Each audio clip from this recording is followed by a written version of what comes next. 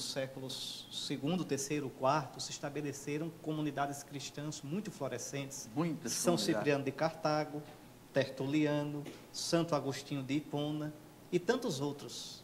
Infelizmente, no século VI, VII, os muçulmanos varreram dali a igreja, não existe. Então, não pode existir bispo de lugar nenhum. A gente, quando é ordenado bispo, isso o Concílio de Nicéia, em 325, determinou. Nenhum bispo pode ser ordenado de modo absoluto, bispo para si próprio. Não, bispo para uma igreja, quer dizer, para uma diocese. Ora, uma diocese só pode ter um bispo, uma esposa, um esposo, uma igreja, um bispo. O anel que a gente usa, lembra isso, que nós somos esposo da nossa igreja particular. O bispo auxiliar, então, não tem uma igreja, na verdade. Eu sou auxiliar do arcebispo de Aracaju. Entendi. Então, aí tem que ter uma outra igreja. Exato. Então, quando o Papa nomeia um bispo auxiliar, ele lhe dá um título. Título de uma igreja antiga, cujos bispos não existem mais, porque aquela igreja acabou-se. Hoje, a Cúfida chama-se Cáfrida. Está na Mauritânia, uma cidade muçulmana. A cidade continua. Continua, Cáfrida. Só que não tem mais diocese é muçulmana, é muçulmana. Católica. Os bispos de Acúfida fugiram. O bispo de Acúfida fugiu com a chegada dos muçulmanos. Então, mas o título fica. Ficou. Então, todo bispo auxiliar é bispo titular. Quer dizer, é um título só, para não ser bispo de lugar nenhum. Eu sou titular de Acúfida e auxiliar de Aracaju. Quem foi para o senhor o Papa João Paulo II? O que significa essa beatificação? Professor, olha, João Paulo II é difícil a gente falar dele. É tanta coisa, né? Exatamente, né?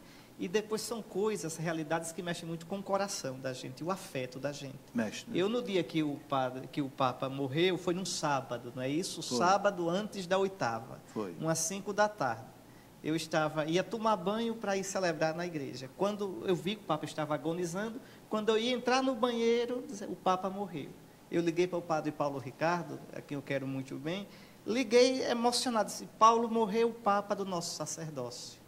Porque a gente praticamente foi formado no pontificado de João Paulo II, a gente viu o quanto ele deu assim uma marca dele na vida da igreja. E foram 26 anos de Então, o que me impressiona em João Paulo II, primeiramente é isso, um homem, e Bento XVI enfatizou isso na beatificação, um homem de uma profunda fé em Jesus Cristo.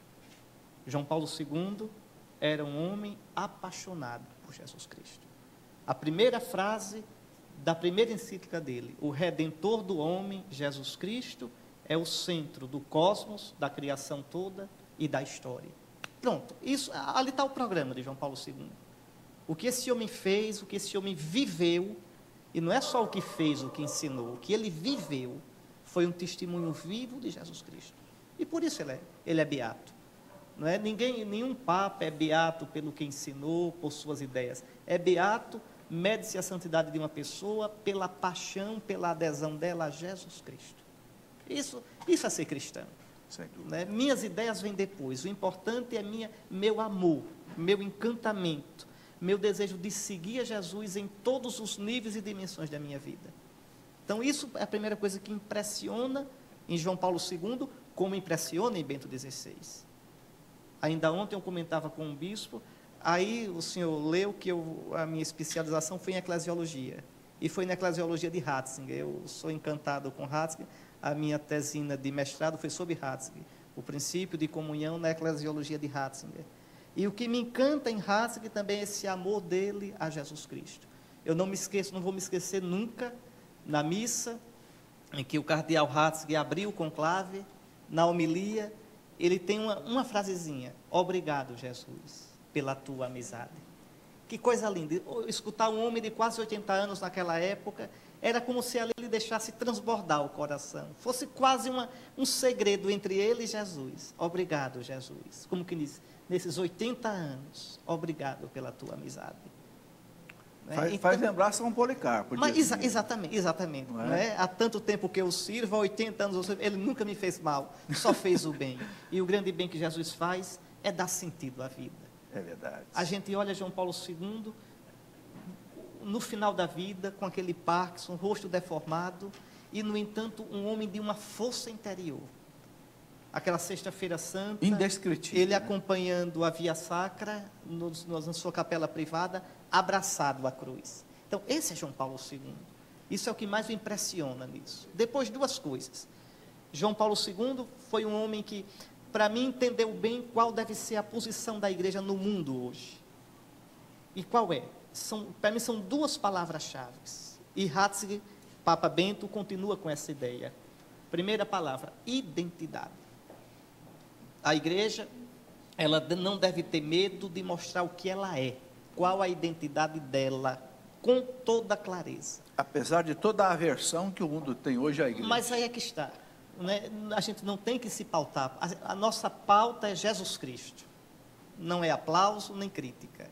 Como diz a carta aos Hebreus, os olhos fixos no autor e consumador da nossa fé, Jesus. Pronto. Então, só aí eu sou livre. Se eu olho Jesus e não olho de lado, eu sou livre.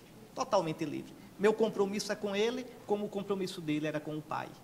Então, a primeira palavra é isso, identidade. E João Paulo II, em todo o pontificado dele, procurou fortalecer essa identidade da igreja. A identidade do padre, a identidade da vida religiosa, a identidade do leigo, a identidade do bispo. Não por acaso, os sínodos convocados por João Paulo II trataram do leigo, do